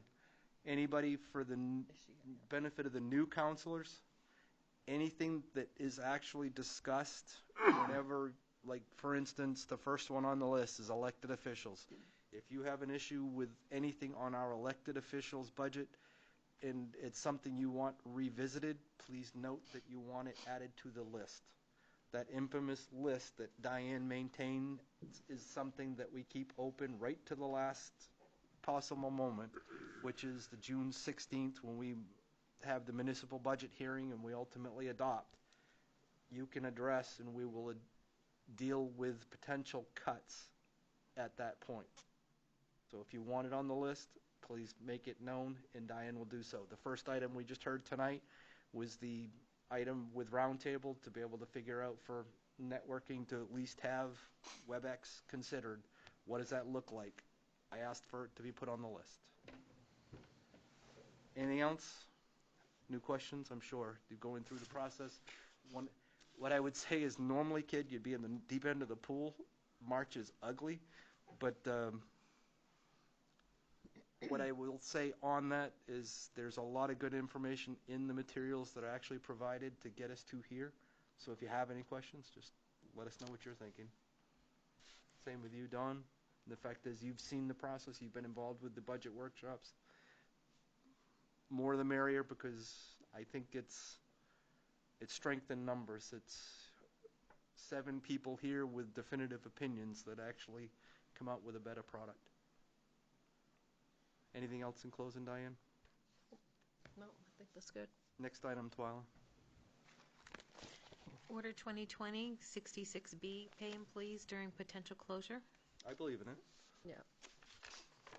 So, so right now, probably be a good idea now to give you the updates on what we've done townwide, so this kind of plays into it. So we're really closely monitoring both the pandemic status in Maine and nationwide, and we're going to make additional decisions and provide updates as the situation warrants. The Lisbon Park and Recreation Department, or MTM Center, including all preschool and after-school programming, will be closed for 2 weeks. That began on March 16th. They are also a site where they're helping out with the food program, the lunch. They're a depository, so people can come there and get lunches. As it stands right now, the only personnel that are affected by this are the after-school kids that came and helped with the after-school programs. Everybody else is still working. You've got Jordans out in the field getting the parks and the trails going. They're working on their summer programs, and then they're also doing a lot of maintenance inside of the building while nobody's in there. So that's that department. The Lisbon Library was closed also on March 16th through March 31st, and that I just want to say to the public that March 31st might not be a fast date. I mean, this is so fluid, it may be longer than that. We're going to have to keep monitoring that. They are doing some stuff in the library, also some maintenance, and they're also doing some work that they haven't been able to get done while they were open. I don't know how long that's going to last. And then we also have one of the librarians coming up here tomorrow to help Twyler to do some stuff that she hasn't been able to get to. So we're trying to keep them employed as long as we can. The Lisbon Town office here will be closed to customers and to the public for 2 weeks beginning tomorrow. Again, we'll keep monitoring that date. And it's important to note up front that many Town of Lisbon offices remain open for business. Staff will continue to report to our offices as it stands right now. That may change as well, and handle member inquiries via mail, telephone, and email. And however, we will follow Governor Mills' general advice about curtailing unnecessary employee travel and postponing public events. And we go on to talk about all the online services, and this is going to be a press release that we send out tomorrow. The town council, we'll change this. I was going to put in that we're going to publish a new budget meeting schedule, but it doesn't sound like we're going to be doing that at this point, right? The one exception would be, obviously, we need to have some sort of discussion with CIP and what your final budgetary discussion after Right. all the others. Right. So you would have to find a place to insert that. Right, and we may want to just do that like at 6 o'clock prior to a couple of the meetings in May. Again, when you have an idea of when the Yep. dust settles associated with that, make the recommendation for where the placeholder would go, and I Right. would defer to you guys. So, and at this point in time, after tonight, there'll be no public or council or committee meetings through at least April 30th. The first council meeting is tentatively scheduled for May 5th. Public Works personnel will continue to work, however, there will be no public access to the town garage. Persons with road concerns or questions should call the Public Works number, and we'll answer the questions as we get the calls. The transfer station, you got that update tonight, so I don't need to go into that. The sewer treatment plant will be open and operating, but no public access will be allowed to the plant. General assistance, we will be taking the phone calls and we'll be processing the applications over the phone. So, and that's pretty much Lisbon Police Department. Their lobby is still open right now, but they're also closed to the public on the other side, so. So we're gonna do what we can for the public, as much as we can for the public, but this changes daily. So we're gonna adapt to whatever we need to, but Status of this building as a Yep. warming shelter? In the it event? is a warming shelter, but that's, How does that work in the current game in that regard? Is that off the table and this building will be secured? right now, it would be in the, it wouldn't be in this part, probably. I don't know. I'm gonna have to think about that. Can you ask the question? Yeah, Because I can. if it's not here, where? Associated with that? Because Yeah, what I well, just heard in that's- what you're saying is if they're closing the police lobby and you're closing Well, here. and the police lobby's open, that's not Yep. closed. The rest of the police department is Right. closed. The lobby is still open, and that's where we Chances send of it them. actually presenting itself are slim Yeah. to none, but at least I we ought to know. be clear in what we're communicating. I Yeah. think the question about the idea of even, how do you actually control it to keep it within the 6 foot and the 10 I know, limit, I don't know think how we would do challenging, that. so Yeah. thank God we're gonna have 60-degree weather this Friday, Yep. so Right. hopefully we're gonna be okay. Yeah. I hate to see this happen in the middle of a cold spell, Yeah, right. so could be more Without dramatic. saying, we're in a pretty good spot weather-wise, if we have to deal with anything like this. And you said you were going to do a press release on it also. Yep. I assume it's going on the town website. It is. Is Is there it a the way, same? is there a way to get it to distribution through the school department to make it even wider? I don't know if they have a means. Yeah, with them being suspended for 2 weeks, the distribution is Yeah, well, mostly electronic. that's what I mean, yeah, I don't know. I can't imagine that they wouldn't be more than happy to communicate anything along those lines, I'm sure Yeah. they would. Yeah, I'll send it to Rick. Yeah. But it goes out as an alert, so anybody who Yeah, that's what subscribes, yeah. and Dean Willie picks it up, so. Yeah, it's gonna, To that public, that communication goes two ways, and the fact that there's a lot of information that the school department is actually published with what they're actually doing with their closures, and the fact is, I fielded at least one complaint today, and all I did is redirect it back to the superintendent. We, as the town, are not in a position to tell them how to run theirs. We're needing to be clear on the message that's actually being received in that regard. Is the fact is, the superintendent has the same information here, and the intentions associated with that. Issues with that need to be directed to them and the school committee chair. Sorry. So, that's all I have. thank you, Diane. So we gotta still vote on this. Yes. I make a motion for discussion. Sure. I'll second. And do you have a policy in place as far as for if a employee was to actually call in ill or actually have a family member? I mean, is that going on their regular sick leave type thing? Because I know there's a difference between staff as far as for union, non-union, and I'm not sure if that even plays a role, but. Right. Well, obviously, we'd want to continue paying them. I don't know what the federal government's going to do, so there might be some protections there. I think, there's something going around that we're mandated for 14 days to pay them if they're out. They don't say working days, but 14 days we'd be mandated as well, and I don't know if there's going to be any way that we can recoup any of this. So, I'm sure that you're actually. some people don't have the accrued time. Mm. So we have a lot of new people, but it's, and they may have to be out to take care of childcare because their childcare facility is closing, so. I just wanted to make We sure just that, don't want to have another burden on these people when they're going through this as well, and then we can try to sort it out later. I just wanted to make sure that when we do vote on the idea of this, it's not just the idea of that we're trying to keep people employed, but if there's a situation where people are not employed, that the process is still that we're actually making them whole Yep. until we come up with a different solution, right? Mr. Chair? Yes, please. Thank you. So I think that the, the goal, and I think we've all kind of talked about it, is that we're going to make sure that our neighbors are able to take care of the financial aspect and have that not be a worry, so that they can focus on keeping their families safe and doing what they need to do in their roles with the town when necessary. And right now, if that means staying home and staying away from the role that they're in, so that they can practice that self distancing that we're all trying to do at this moment. I think that's the important thing, and I think that in the long run that makes the most sense. That being said, this is not open-ended for the eye in the sky. We're not saying, okay, let's just keep paying them indefinitely. We're checking in, we're monitoring, to the town manager's point earlier, and we're going to continue to do that. But it's the right thing to do in this moment in time, and so I think that we're going to, I know that personally I can subscribe and get on board with that, because these are funds that have already been budgeted.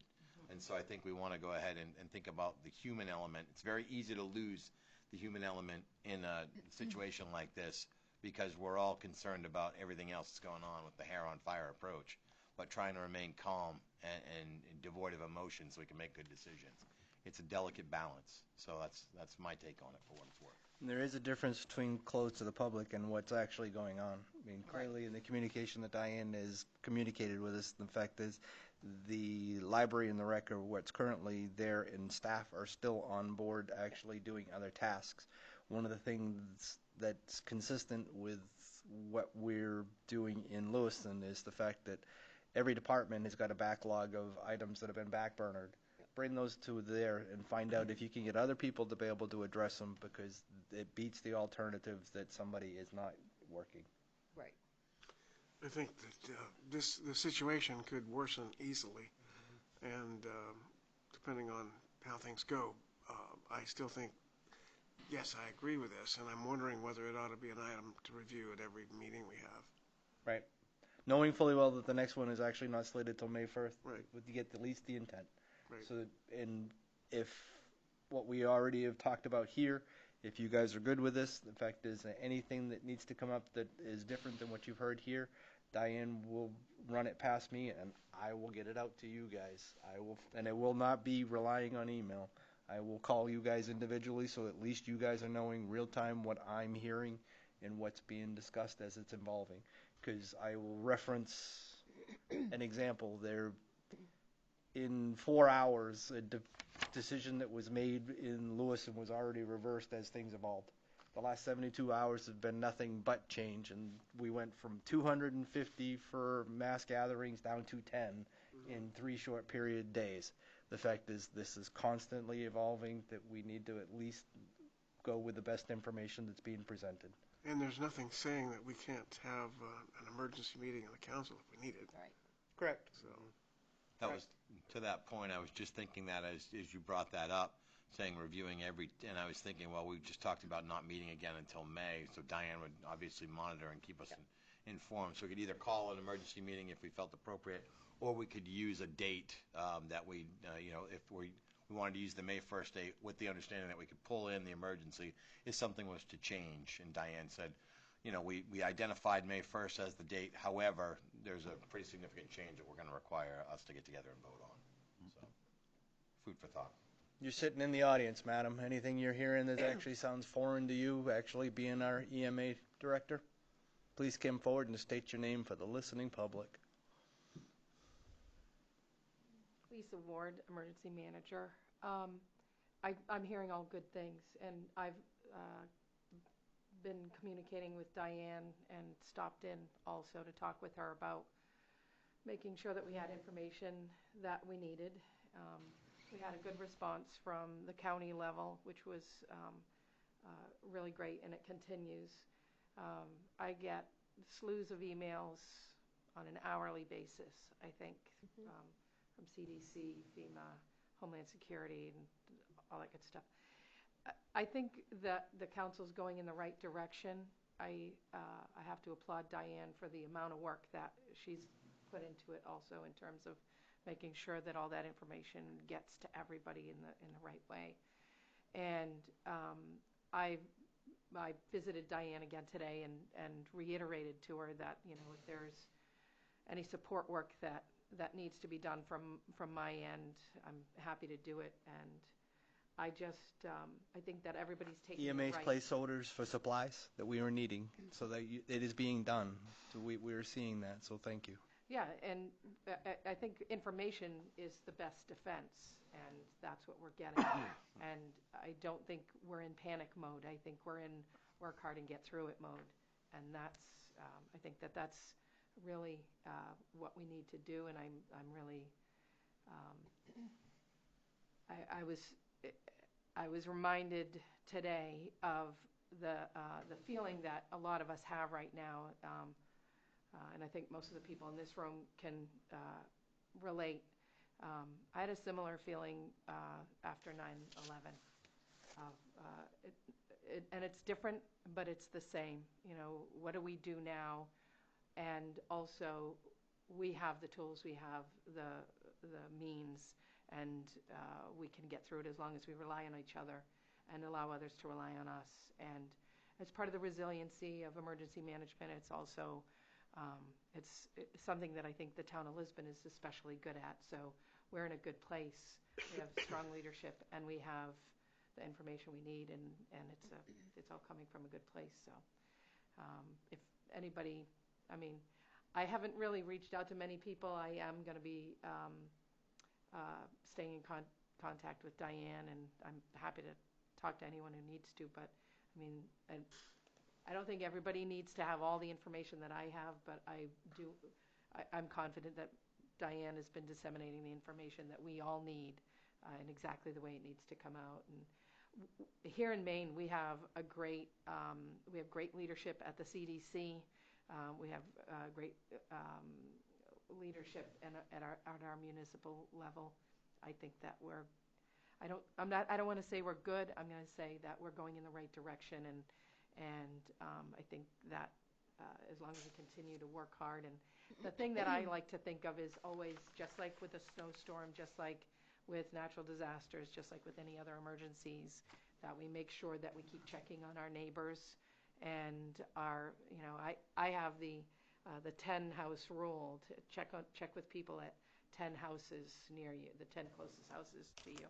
If everybody does that, then we're making sure that everybody's okay. Some people are panicking, and having people check on them will help them not panic. And some people are taking it too lightly, and having people check on them can help them to take it a little more seriously.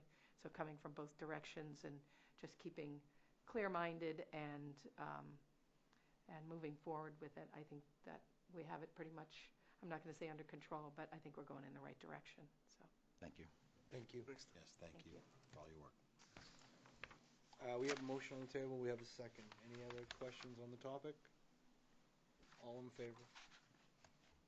Order passed, 7-0. Next item. Order 2020-66C, the extension for sewer bills. So this is similar to the tax bill, but it's a little more complicated. So I think I want to change my recommendation on this. I talked to the water department today, so they're doing something for 3 months, and I did for 2 months. But if we did another month here where we gave them an extra time before the due date so they don't have interest accruing so fast, that would take care of everybody that gets a sewer bill. Because we bill out monthly, but we have the zones we do quarterly. So if we have 4 zones, so we bill, no, is that right? Yeah, 4 times 3. Is that right, 4? 3 times, 3 zones, yeah. Oh, I'm all confused So the now. recommendation would Let's be do to it for actually- 3, and I'll figure out the logistics But it on would be this. consistent with what the the water water It'll be department is doing. consistent with what the water department is, but it's only going to affect the new bills. We're not going to stop interest on the bills that have already been done that are Anything old. moving forward from this date or this quarter? Yeah, it will be, what I wanted to do was the bill that was due in March, due March 1st, that we will not charge any interest until May, and then the bill that's due in April, March and April. So the bill that was due April 1st will not see any interest until March. What if we just I make a mean, motion? May, I mean, allow you yeah, to May. extend Somehow, I've got to Yeah. figure this out. It's- Can we see that one in writing, just so we can actually make sure that it's actually communicated? So when you actually settle on Yes. where it is, Yeah, send that to exactly. us? We'll send it to you. But just, because if somebody does ask, at least we're singing from the same sheet music. Exactly. I got to figure the General logistics. premise is You know, to right. defer interest payments That's where- right. on the water bill, and the schedule of how that interest will be That's determined, to be determined. Thank you. Is that the motion? This is what happens when we're trying to There's do a all second. of these things We're so almost at that quickly. 2-hour The window. motion, we have a second. I have the first and I have the second. All in favor? Order passed, 7-0. Thank you. Moving along. Next item. Order 2020-66M, authorization to solicit bids for projects. Didn't we do that? Yes. Oh, we're on They other got moved up. committee reports. Community, school. Okay, so I'm going to be a minute, so strap in. So the school has gone ahead, and as we all know, they've shut down all schools for 2 weeks. And right now, I attended the school committee meeting last night, and they've done a fantastic job in their response to how they want to move forward. That being said, that response requires some additional lifting from the committee and from the staff specifically. What I mean by that is they've done a good job in looking at how do we make sure that we ensure the safety of the students and the staff. So that's something they're trying to do right now. But the key here is that the staff attended yesterday. They came in to work on a plan that we don't have in place for these types of situations. Some of our counterparts in other communities do, and so they were able to enact that plan relatively smoothly and get their student body remote learning, if you will, and have their staff be able to support those students. That's not something that we had in place, and so that plan had to be developed, and it's in that process right now. They did that yesterday. They did that today. I was in contact with the school committee chair today, and what I got was very encouraging that they're close to completion of that plan, which will allow for the students and the staff to not only be able to conduct remote learning and continue the school curriculum going forward while we're in this particular situation that we're in, but it won't just be for the next 2 weeks. It'll be for, in the event that this thing goes 4 weeks or 6 weeks or 8 weeks, they're building a plan that will allow them to be sustainable during this time when they're all remotely.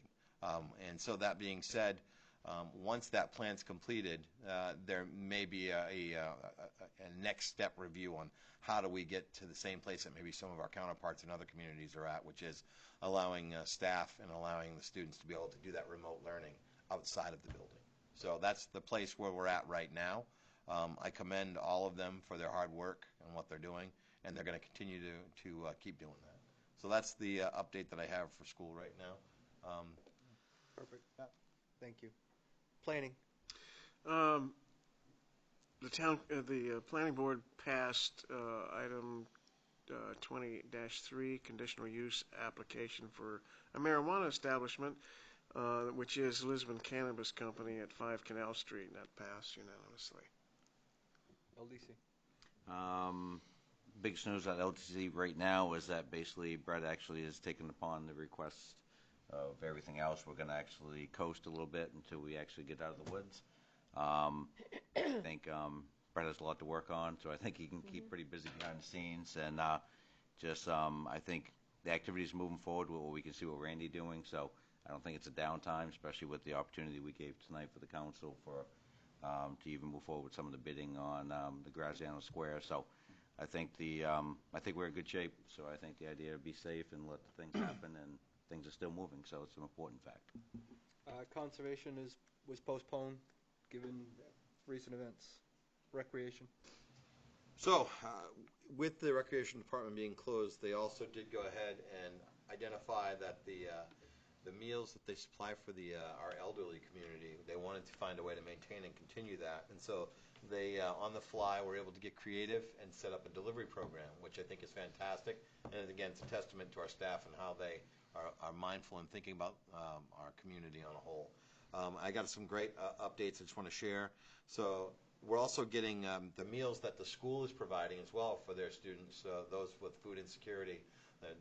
That's another thing I probably should have mentioned, that the school has done a fantastic job as well, identifying opportunities and ways to make sure that the students who have that food security when they're in school still get that outside of this particular moment in time. And they're doing that as well. But some of those leftover meals that are not making it up to students for whatever reason, because there's not as great a need when they develop it, are coming back and being used and delivered to our elderly community as well. So it's just a real testament to collaboration between the multiple departments here, and again, folks rising up in time of great crisis. So I really want to put that out there, just saying, to quote our rec department director, I love our town. So I think it's pretty solid. County, I have nothing. Library. I think we already discussed pretty well all the things in the library. So. Water. And they haven't met again. Okay. Town manager? Just one thing, I had a department head meeting yesterday, and we listened in on the main CDC meeting that they have. They have one every Monday. This is the first one I've been in on, and it was a good one because I guess the one before that was really too clinical for people like us. They had a lot on the clinical side, and they got feedback from that, so they did more on the operations and so forth. So it was good to hear it. Do you agree, Steve, that was in Twyla? Absolutely. Yeah, so we got to hear exactly what they're going through and some of the processes they're doing, and like they said, it's changing daily, and they're giving updates daily on new cases here in Maine. That's all I have. Department head written reports. Anybody have any questions? Content was in the packet. Good. Appointments, there's nothing. Council communications, anybody? Yep, I got one. I just want to say that the first season of unified basketball at the middle school level unfortunately came to an abrupt end with this crisis, but with a reasonable, it was obviously something that had to happen.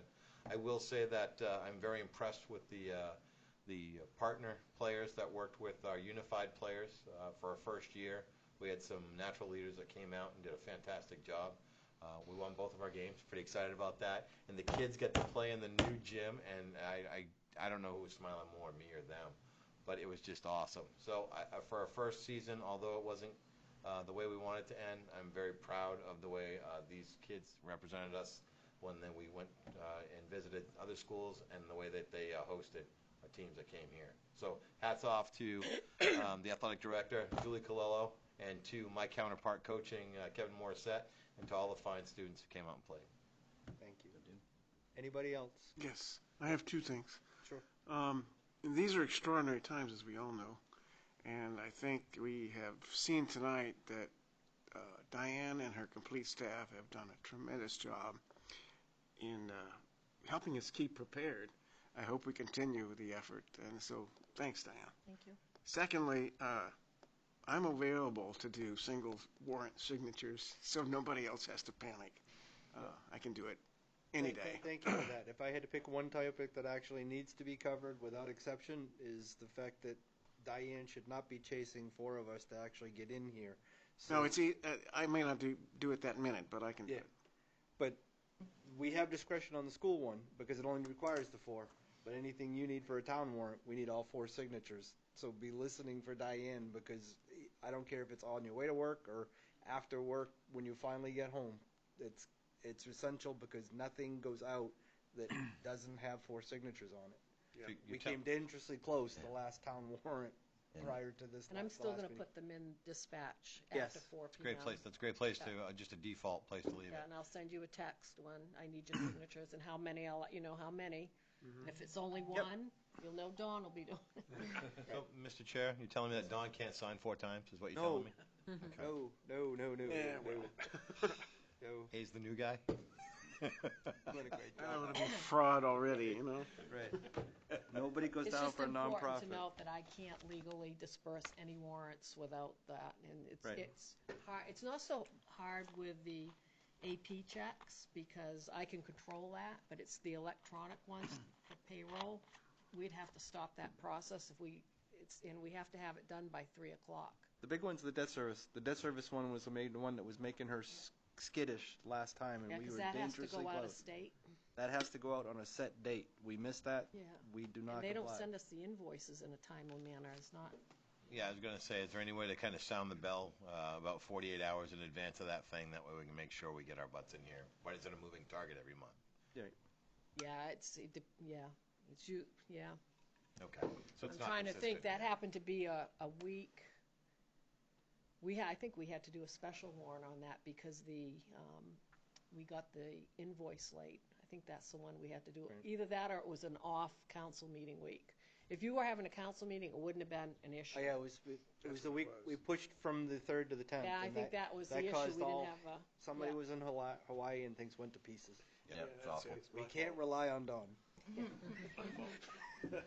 Not that he's not doing the work. It's the fact is we cannot rely on Don to Can't always do it be remotely. It's not Just an say, issue. We can overnight something to Hawaii, right? Right. All right. Any other council? Audience participation for your list of demands? They're good. Moving on. Executive session. We will not be coming back to classes dismissed. I need a motion to enter executive session. Motion made. I make a second. I got the second. All in favor? Order passed, 7-0. Thank you We're for staying coming right out. here? We're staying right here. Good. we're going. Good night, thank you. Take care, enjoy. Thank you, Lisa. Stay safe. Peace out. Drive fast, take chances. Close one eye. Bye, Lisa.